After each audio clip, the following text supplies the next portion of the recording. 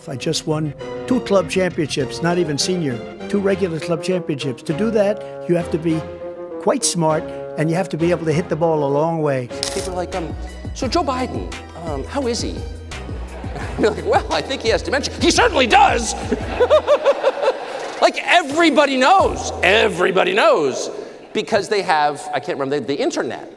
My son was not a loser, was not a sucker. You're the sucker, you're the loser. Every single solitary person eligible for what I've been able to do with the COVID, with dealing with everything we have to do with, look, if we finally beat Medicare. ये थे America के राष्ट्रपति जो Biden. लड़खड़ाती आवाज, बढ़ती उम्र और एक खराब डिबेट परफॉर्मेंस के बाद अब बात ये हो रही है कि क्या जो बाइडन को नवंबर में होने वाले चुनाव से पहले उम्मीदवार पद से हटा दिया जाएगा।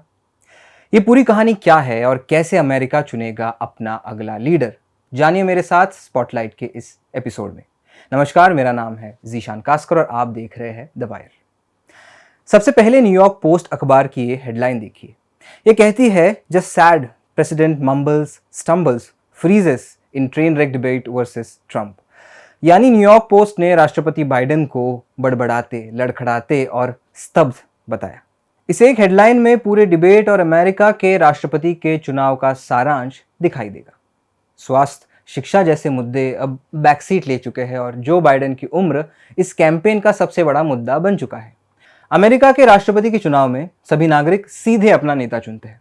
भारत के जैसे पार्लियामेंट्री डेमोक्रेसी वहां नहीं है, तो ये चुनाव हमेशा पर्सनालिटी सेंट्रिक होता है।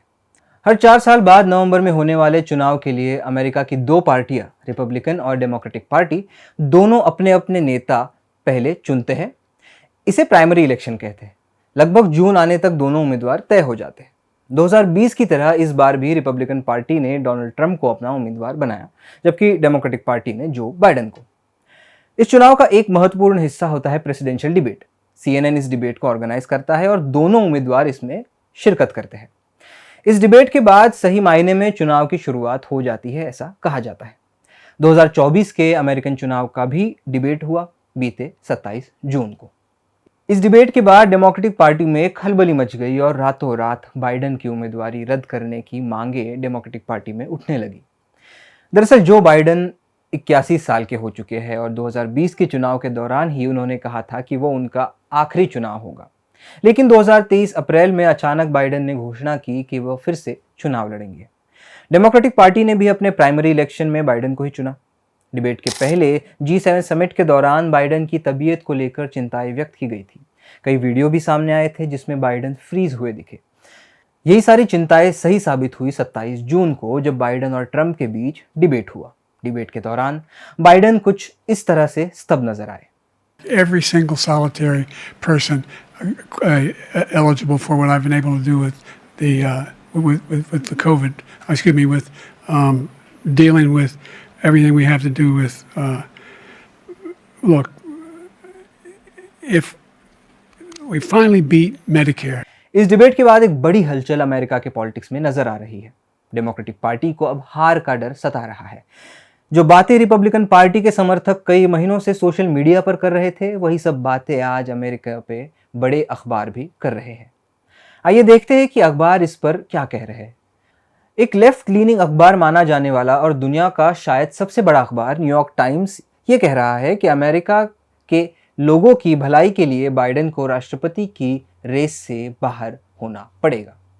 वॉशिंगटन पोस्ट भी लिखता है कि ट्रंप बाइडेन का डिबेट देखने मतलब 90 मिनट का उत्पीड़न सहने जैसा है। इस अखबार के कई एडिटोरियल में बाइडेन से मिन्नतें की जा रही है कि अपने पद को छोड़ दे। लेकिन क्या बाइडेन मानेंगे, वो तो वक्त ही बताएगा। लेकिन डिबेट के बाद बाइडेन का कैंपेन फंड करने वाले डोनर्स को डर सताने लग गया है। न्यूयॉर्क टाइम्स में एक रिपोर्ट के मुताबिक कोलोराडो के एस्पेन में होटल जेरोम में शुक्रवार की सुबह नाश्ते के समय, जहां लगभग 50 democratic donors super PAC American bridge द्वारा बुलाई गई एक पूर्व नियोजित बैठक के लिए एकत्रित हुए थे, एक व्यक्ति ने भीड़ से हाथ उठाकर पूछा कि कितने लोगों का मानना है कि बाइडेन को हट जाना चाहिए। उपस्थित 2 लोगों के अनुसार कमरे में लगभग सभी ने अपने हाथ उठा दिए थे। यहाँ तक कि नेटफ्लिक्स के मालिक रीड हेस्टिंग्स, जो डेमोक्रेटिक पार्टी के एक बड़े डोनर माने जाते हैं, उन्होंने भी बाइडन को सपोर्ट करने से इनकार कर दिया है। डोनर्स का कॉन्फिडेंस हार जाना वाकई में एक बड़ा सेटबैक है बाइडन के लिए। लेकिन दूसरी तरफ ट्रंप का कैंपेन क्या कहता है? ट्रंप खुद 78 साल के हो चुके हैं और पहले से ज़्यादा आक्रामक भी। ट्रंप अमेरिका में आने वाले इमिग्रेंट्स के विरोध की राजनीति करते हैं। उन्होंने मेक्सिको और अमेरिका के बीच एक दीवार बनाने की भी बात की थी और इस बार वो अपने कैंपेन में लोगों में डर फैला रहे हैं। ट्रंप का मानना है कि इमिग्रेंट्स सारे जॉब ले रहे हैं और मूल निवासियों को कुछ नहीं मिल रहा। इस बार वो ब्लैक कम्युनिटी को भी अपने पक्ष में करने की कोशिश कर रहे हैं। ट्रंप के इस आक्रामक लेकिन कुछ हद तक फांसीवादी नजरिए से डेमोक्रेटिक पार्टी को वोट के ध्रुवीकरण का नुकसान झेलना पड़ सकता है। साथ ही कई मुस्लिम संगठन जो पहले बाइडन के समर्थन में थे, वो इस बार गाजा के युद्ध के चलते बाइडन का विरोध कर रहे हैं। इन सभी मुश्किलों के बीच डेमोक्रेटिक पार्टी ने हलचलें तेज कर दी है। न्यूयॉर्क टाइम्स के मुताबिक 74% मतदाता, जिनमें डेमोक्रेट्स और स्वतंत्र मतदाता शामिल है, बाइडन को उनके पद के लिए बहुत बूढ़ा मानते हैं। डिबेट के बाद डोनाल्ड ट्रंप ने बाइडन पर 6% अंकों की बढ़त बना ली है, जो अब तक की सबसे बड़ी बढ़त है। अब अगर बाइडन को रिप्लेस करने की बात है तो डेमोक्रेटिक पार्टी में इस वक्त सबसे आगे नैसर्गिक रूप से उपराष्ट्रपति कमला हैरिस है। लेकिन उनके अलावा भी बराक ओबामा की पत्नी मिशेल ओबामा, अमेरिका के परिवहन सचिव पीट बुटिजिज, कैलिफोर्निया के गवर्नर गॉविन न्यूसोम, मिशिगन के गवर्नर ग्रेचन विटमर और मैरीलैंड के गवर्नर वेस मूर शामिल हैं। अब क्या डेमोक्रेटिक पार्टी आखिरी वक्त अपने राष्ट्रपति पद के उम्मीदवार को बदल सकती है? देखना दिलचस्प होगा। अमेरिका के चुनाव 8 नवंबर को होंगे। देश के तमाम मुद्दों के साथ दुनिया भर की राजनीति पर भी नजर रखना पत्रकार की हैसियत से अनिवार्य होता है, खास करके अमेरिका जैसे देश की, एक ऐसा देश जिसकी राजनीति की छाप पूरे विश्व पर पड़ जाती है। अगला प्रेसिडेंशियल डिबेट 7 सितंबर को है। उस वक्त जो भी अपडेट होंगे उसके साथ मैं फिर हाजिर होऊंगा आपके सामने, यहीं पर द वायर पे। मेरा नाम है जीशान कास्कर और आप देख रहे हैं द वायर। द वायर के और वीडियोस देखने के लिए सब्सक्राइब करें और बेल आइकन पर क्लिक करें। स्वतंत्र पत्रकारिता की आर्थिक मदद करने के लिए डिस्क्रिप्शन में दिए गए लिंक पर जाएं और अपनी राशि चुनें।